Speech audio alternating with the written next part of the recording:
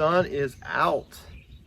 It's rained 3 days here, and of course that's impacted things. We had a tropical system come through Arthur, and so that just slowed down progress for longer than I'd like, but it looks good today. So we're going to work on a roof. I think it's day 13. So I decided that I'm not going to count days that I don't work. So yesterday was a complete rain out and I didn't do anything. I had already finished working on the doors. So this is day 13 of the project. And also next week I'll have to be doing more with my actual job. I've been taking some time off, and so when I can fit in time to work on the shed, we'll make a new video and we'll just keep incrementing that day counter as we have content.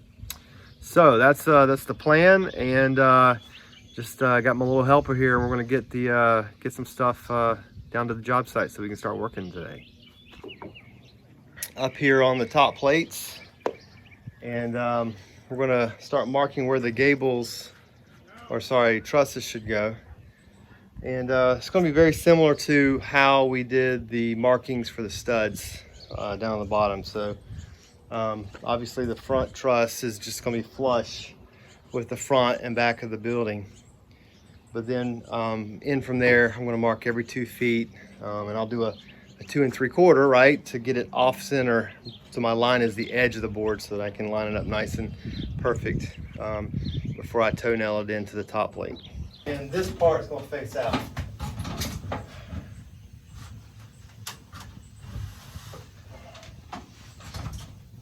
Okay, good to get over that now.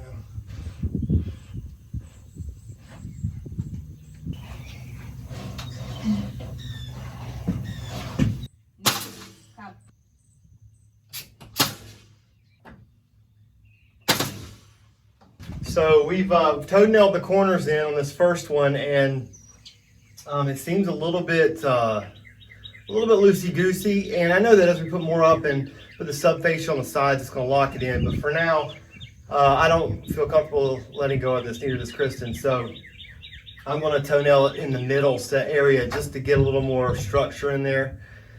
This is just me riffing off the cuff. I don't know what professional would do in this situation. So more nails can't hurt, right? All right, up here high, we've got the end trusses up. I've got a slight mistake I'll tell you about in a second. So here's the back end, front end, and I've got another one up, and that was a mistake because you do not put the middle ones in until you get the 2 end ones in, and run a peak string from peak to peak on the outer trusses. That will give you your ridge line of your roof, and then you can adjust each truss so that its peak is on the same spot. So that one right there, the peak might not be in the right spot, and I've nailed it down, but I'm hopeful. All right, got the ridge string across, and my interior truss is like just a 1/4 inch off. I'm hopeful that's okay. I'll check with the local expert a little later today.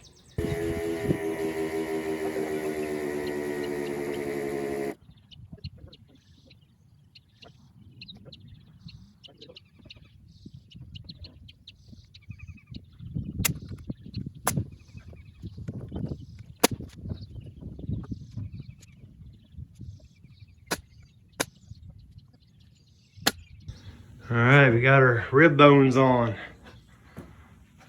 Looking good. I think we're good enough on the ridge line. They're a little off, just no more than a 1/4 inch each. And I think the next step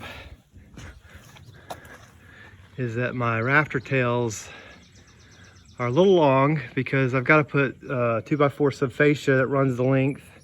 And of course there'll be a trim 1x6 that runs outside of that. And with all that thickness considered and length, the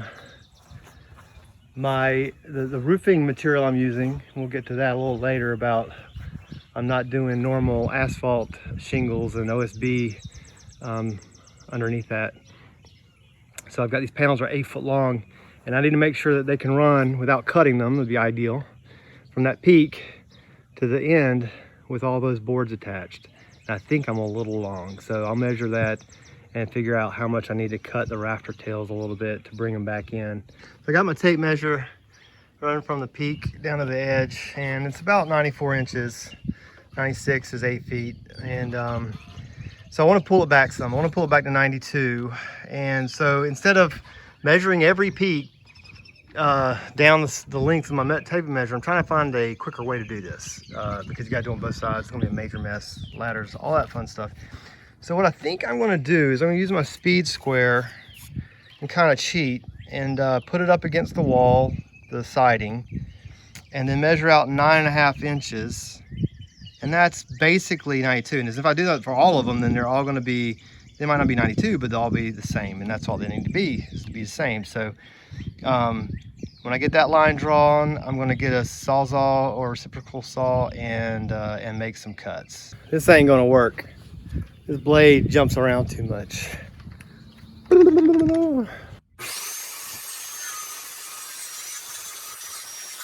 All right, I've got my subfascia boards, the 2x4s, and they're going to go on the end of the rafter tails that I just cut.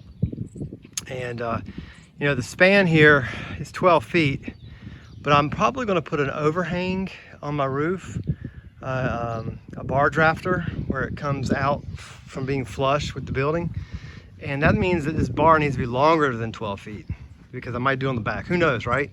So I've got two 8-foot 2x4s, and I'm going to just run them from the middle out. So I'm gonna have a bunch of overhang, and I'll cut it later, but that'll make sure that it's long enough for whatever I decide to do with the roof extensions later.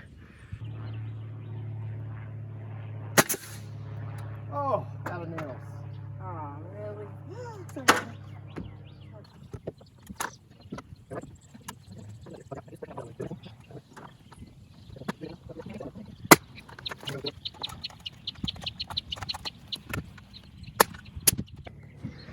All right, got the subfascia on. You're watching that from the ground. I wanted to get you up here just to talk about a few things to be careful of. So I'm not sheeting this with the OSB and then putting shingles on, as I said before. But what I am going to do is use some polycarbonate panels, corrugated panels like a tin roof, but it lets sunlight through, so I'll be able to see inside my shed when it's sunny outside without any electricity. So I'm looking forward to that. That's actually what Lee did on his shed, and it's pretty cool. But what I have to do though is run these 12-foot 1x4s across my trusses to strengthen them in that way, right, from front to back. So that's going to be some lift off of the 2x4 trusses. So what I thought was I had screwed up by putting the subfascia down not low enough, because if I put my speed square on this slope, it would hit the subfascia, and that meant I wouldn't have a flat surface, right, as the panel was coming down. But luckily, I'm putting these 1x4s on, and that gives a little extra lift, and it's even more fortunate because I can bring that down to actually create a seam or a joint so that insects can't crawl in there. So this bottom board is going to be right up against my 2x4 subfascia, creating a seal so that insects can't get in. So I'm pretty happy about that. Lucky mistake. So those are just some thoughts you need to have when you're putting this together and, you know, where you're adjusting things. So the next step is to put all these 1x4s on. I am working my butt off today. So there's supposed to be bad storms tonight. So we got our good work day, but I do not want to leave this roof in a state where it can't withstand a storm. And I would really love to get my panels up before it rains, because I don't want my plywood floor to get rained on again. It's holding up so far, but it's only so much it can take. So we put panels down, 1x4s, 12 foot long, every foot. And that's going to be the support beams for my polycarbonate panels that I'm going to screw into that. That was a lot of work. It involved Kristen and I and 3 ladders. My arm is tired from holding a nail gun in the air. A lot of logistics. Not exactly like brain scratching work. You just have to make sure everything's level or plumb is a word that I'm trying to start using more of. And your boards are where they need to be. You mark them and make sure that you mark them right, because I screwed up a few times and I had to double check myself. So all that to say, I got all of one side up, and now it's time to do the other side.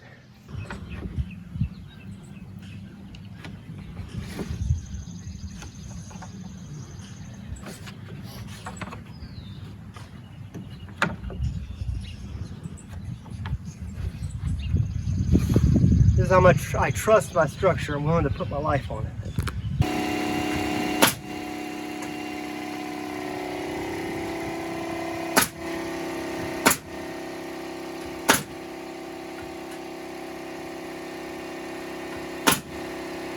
All right, so adjusting plans a little bit. I'm not putting my panels in.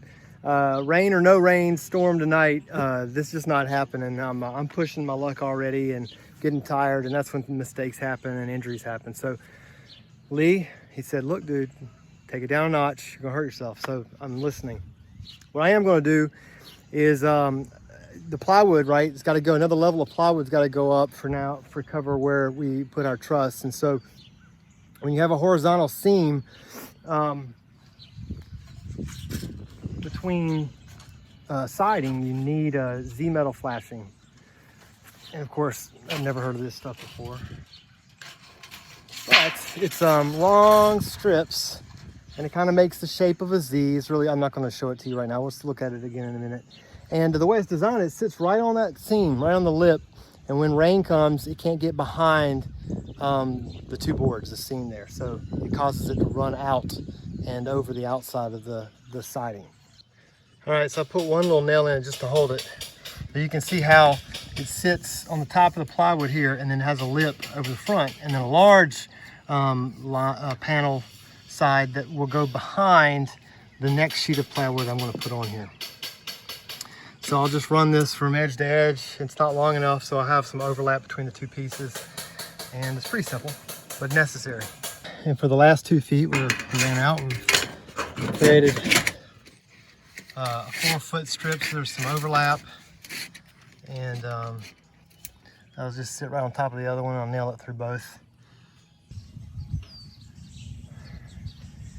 That was some hard work. This was probably the hardest day. When you have to do everything in the air using ladders, it's a lot of work. It's satisfying work, but it was a lot of work. I'm glad it's done.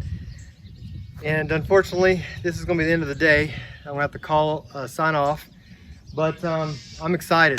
I'm energized. We might have some storms tonight, but it's supposed to be a nice day tomorrow. So looking forward to getting back out here and finishing this roof, man. So until next time, I'm building a shed, and I've never built anything before.